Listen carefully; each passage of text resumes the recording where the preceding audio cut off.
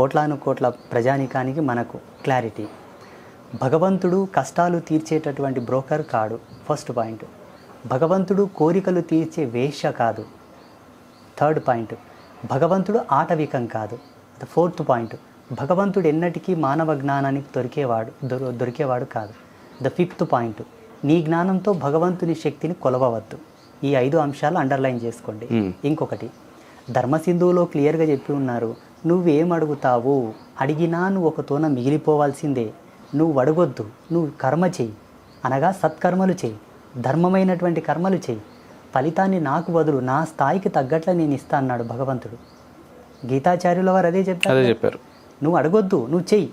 వ్రతాలు చేస్తావా, దీక్షలు చేస్తావా, నోములు చేస్తావా, యజ్ఞాలు చేస్తావా, హోమాలు చేస్తావా, నువ్వు చెయ్యి. ధర్మాన్ని అనుసరించి సన్మార్గం వైపు నడుస్తూ సత్కర్మలు చెయ్యి. ఫలితం నాకు వదిలయ్యా, నేను ఇస్తాను. ఇంత ఇచ్చిన ఈ సృష్టి ప్రజాపతినైనా నాకు తెలియదా నీకేమి ఇవ్వాలో?